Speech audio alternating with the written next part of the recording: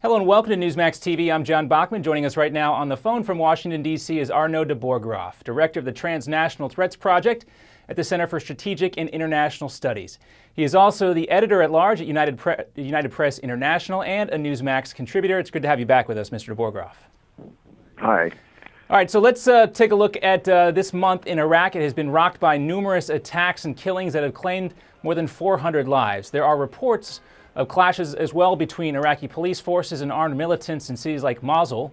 So how close is Iraq to completely unraveling right now? Pretty close, and we also know that it's become a sort of a new headquarters for Al-Qaeda and its associated movements, and that it's a jumping off base for the civil war in Syria. So it doesn't look good, and it hasn't looked good for a long time. It just keeps getting worse. I think what most people have forgotten is that what we did when we intervened in Iraq is, in effect, strengthen Iran's ties with Iraq after a long period of total hostility between Iraq and Iran.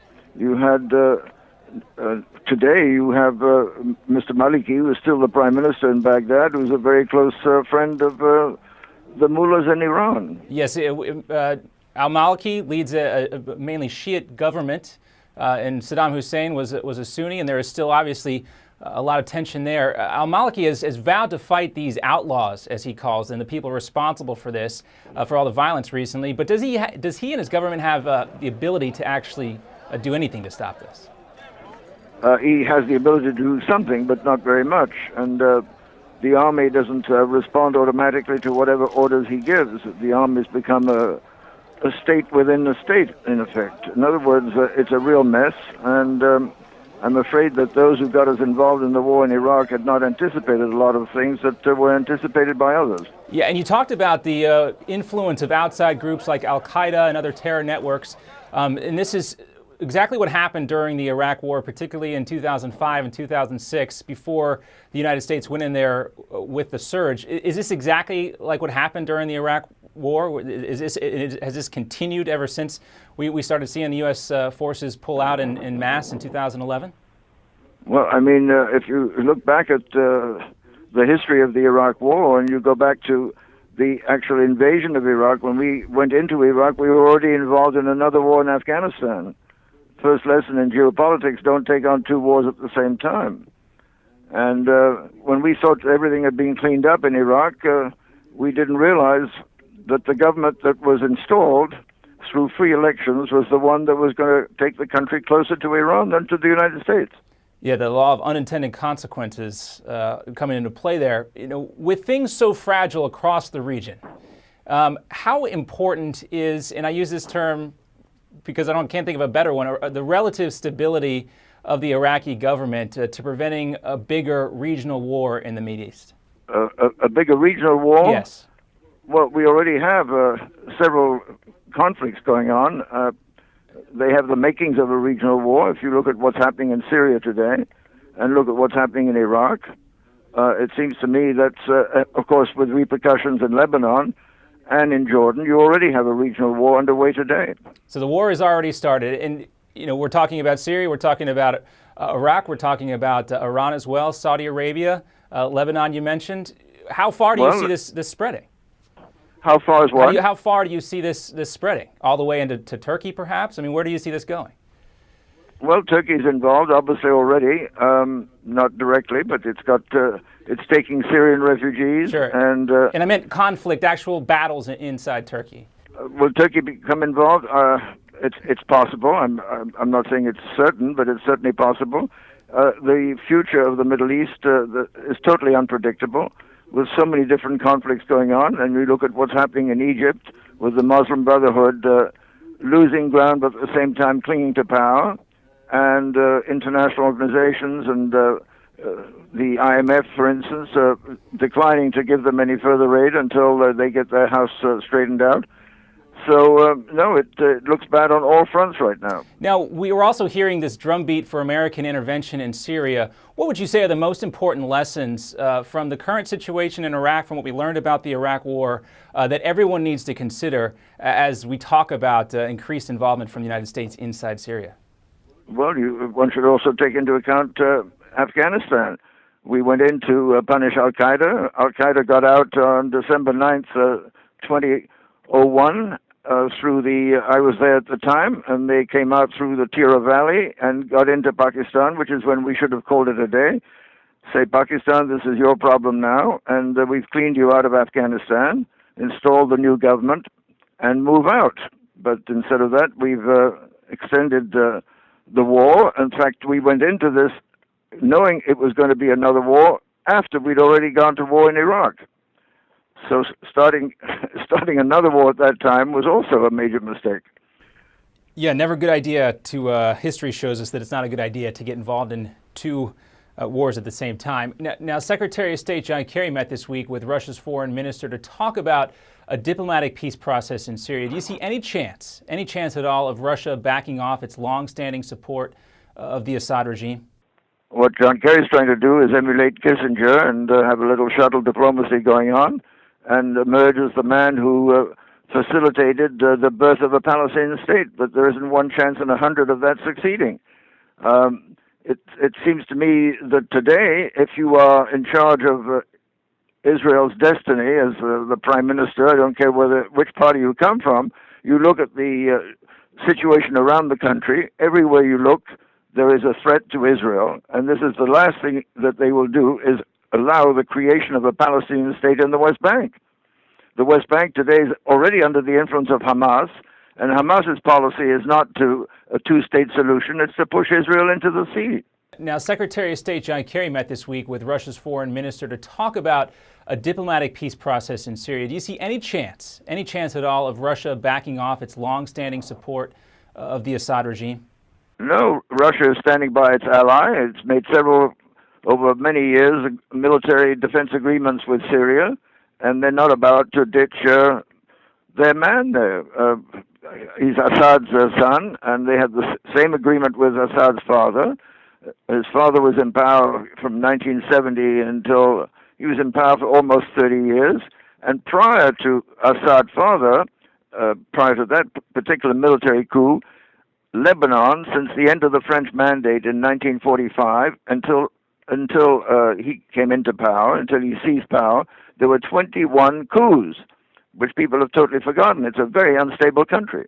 And this civil war has proved that point. Now, if the United States does get more involved militarily in Syria, and if Russia and Iran, perhaps NATO gets involved as well, and if Russia and Iran continue to back Assad, do you see this leading to a larger conflict between the United States, Iran, as well as Russia?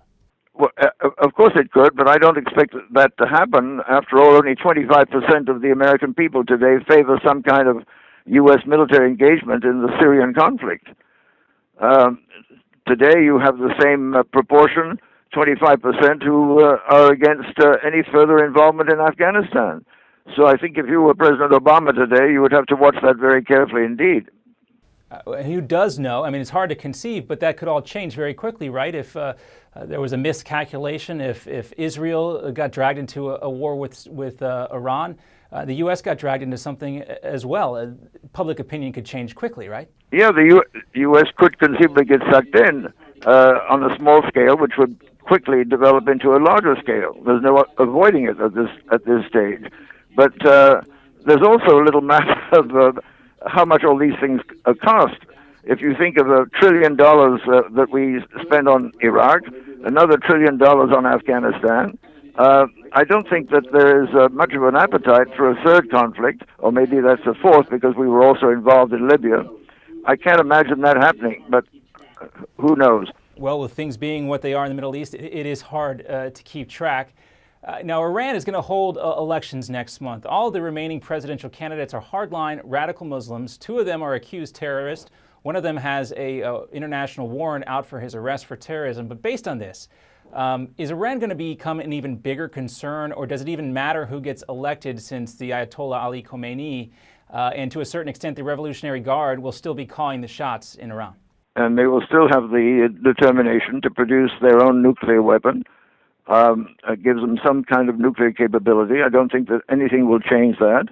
The Israelis, of course, could decide to bomb, which would automatically drag the United States into another conflict. So I frankly don't see that happening. What I do see happening is an acceptance of Iran as a nuclear power, much the way we did under the Shah. We knew that Iran was going to become a nuclear power. And today you have, as I think I've said on this broadcast before, you have three former CENTCOM commanders, Central Command, three American generals, at least one was an admiral, Admiral Fallon, and General Zinni and General Abu Zaid, plus three former heads of intelligence in Israel, Shin Bet, Mossad, and Army Intelligence. Those three retired 2 years ago, all retired the same year, saying it would be a disastrous move to drop a single bomb on Iran, because Iran has formidable asymmetrical retaliatory capabilities up and down the Gulf and way beyond the Gulf. And so really what you're saying here, it's just a question of when, not if, Iran obtains nuclear weapons. They are definitely going to do this, despite talk about red lines and promises of prevention. This is going to happen. That's how I read it today. Well, that opens up a whole other world of scary scenarios, and none of them good here. Let's leave that there for now. Let's move on, talk about Egypt a little bit and the Muslim Brotherhood. They've come out in a very public way recently, condemning Iran and Hezbollah's involvement in Syria and the crisis there. It appears, of course, they're trying to gain influence with the Syrian people and the rest of the Arab world. But what is the Muslim Brotherhood's endgame in not only the region, but also specifically in Egypt? The Muslim Brotherhood's endgame is obviously absolute power. Elections one time, but no more. Elections have already been held and gave them a majority. And if they are allied with the Salafists, that's about 25% of the new parliament, you've got an absolute majority. And they're going to consolidate that power. The one thing that could lead to their undoing, of course, are the loans that they are seeking from international institutions. And the international institutions have set certain conditions, and I think those conditions will be very hard to meet. But it's not for that reason that I expect that anything will change. The Muslim Brotherhood is in power and will stay in power as far as I can see into the future. And so really this is nothing more than a thinly veiled PR campaign here. Oh, of course. But they can't get involved in anything right now. They've got problems in the Sinai Desert. They've got problems at home. And they are not about to antagonize their own army, because the army is the only element in Egypt today that could change the situation from one day to the next against the Muslim Brotherhood. Well, you know that person is obviously motivated for some sort of, whatever you want to call it, against the United States. That's another scary scenario. We'll leave that there as well. But real quickly, tell us what you think about the U.S., the current U.S. policy. How would you grade the U.S. Policy towards Egypt at this time? Well, I think what we're doing is supporting the international institutions that demand that they live up to the conditions of an international loan. So I can't see the U.S. operating independently there and going out in front of international institutions and trying to help the Muslim Brotherhood. That's not about to happen. So we are pretty much sheltered behind the policy of the international institutions right now. And so really the U.S. is going to be forced to disengage from Egypt, and our hands are tied there. Yeah, I think our hands are tied there. I think our hands are tied pretty much everywhere today. If you look at the results of what we were discussing earlier, Iraq and Afghanistan and Libya, you know, Libya today is not what we thought we had helped establish. Al-Qaeda and its associated movements is very strong in Tripoli today. One of the top military people in Tripoli, in the capital of Libya, and certainly quite a few people in Benghazi, where they killed the American ambassador, are Al-Qaeda people who, one of them was tortured under the rendition program of the United States. All right, another topic. Let's move on. The political state of the EU. Give us your take on whether or not it will hold up, whether the EU will hold together using a single currency. Yeah, well, you know, European Union, as you know, is moribund today, over-regulated and out of ideas, and the world balance of power shifted to the east, toward India, China, Southeast Asia. If you look at the original 6 members of the European Union, known as the Common Market at the time, they could have made a truly United States of Europe, limiting themselves to 6 countries, France, Germany, Italy, and the 3 Benelux countries, Belgium, Netherlands, and Luxembourg. In fact, Belgium and Luxembourg had an economic union going before World War II. Well, now we have 27 members of the European Union. You have Greece, Spain, and Portugal, pretty much basket cases within that context. They're beset with massive unemployment. Defense budgets are being cut everywhere, all over Europe. And most of them deeply resent the way we pull them into the Afghanistan war. At first, most of these 48 nations that are there today sent contingents to Afghanistan. They thought they'd be in Afghanistan, as I mentioned earlier, for less than a year, and were sort of content to leave after Osama bin Laden and his Al-Qaeda terrorists had escaped into Pakistan. And that was the first week of December 2001. Instead, they go on, you go on for 10 years. It'll be 12 by the time we get out of there. So instead of a widening commitment to creating a democracy in a feudal society, we have simply built up a lot of resentment among those that we dragged into the Afghan war. As for the future of Europe, I think it's very hard to predict. Britain may very well decide to get out, which is what, of course, Scotland would love, because Scotland could then declare its independence and become a member of the European Union. Yeah, no easy solutions coming out of Europe either. Finally, last topic for you, Arno. Senator Charles Schumer urged regulators to use extreme caution when reviewing the proposed acquisition of a cell carrier Sprint Nextel by Japan's SoftBank, saying the Japanese company and their use of Chinese networking equipment could open the United States to snooping and hacking. We've just seen new reports of Chinese hackers gaining access to U.S. military secrets. Should the federal government step in here and make sure U.S. communications giant like Sprint Nextel does not fall into foreign hands? Yeah, we didn't think this one through too carefully. I'm talking about cyber war here. After all, we fired one of the first shots against Iran. That became known all over the world. It's now open season. Everybody is sort of spying on everybody else using the tools of the latest tools of the technology has to offer on the internet. Unbelievable things are possible today that were not even dreamed about 5 years ago. China, of course, is trying to shorten the time that it'll take for them to catch up on the United States militarily. And from everything we've read recently, they now have the tools to do that. They won't be able to do it from 1 year to the next or even in the next 10 years, but they now know that they will get there. And they may get there much faster than anybody realizes. So on a global scale, what you're saying is that because of what the U.S. did or allegedly did, I don't know if it's been confirmed yet, with the computer virus attacking the Iranian centrifuges in their nuclear program, that there's not a lot of sympathy out there when Chinese hackers or other hackers get into secure U.S. systems and get access to proprietary information and government secrets? No, I mean, after all, the Internet was a U.S. invention and was beneficial to the entire world. But nobody realized to what extent cyberspace could become a new battlefield for cyber terrorism, cyber crime. I mean, I edited back in the mid-90s something called Cybercrime, Cyberterrorism, Cyber Warfare, Averting an Electronic Waterloo. And the Russians and the Chinese set up their Cyber Command headquarters in the late 90s. We didn't set ours up until 2 years ago.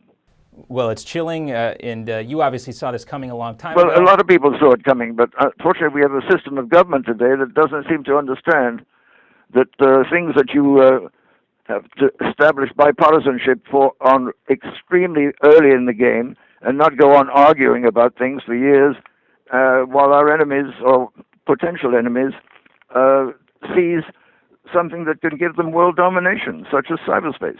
Well, cyberspace, terrorism, so many examples here of transnational threats. It's perfect to have you on to discuss all this stuff.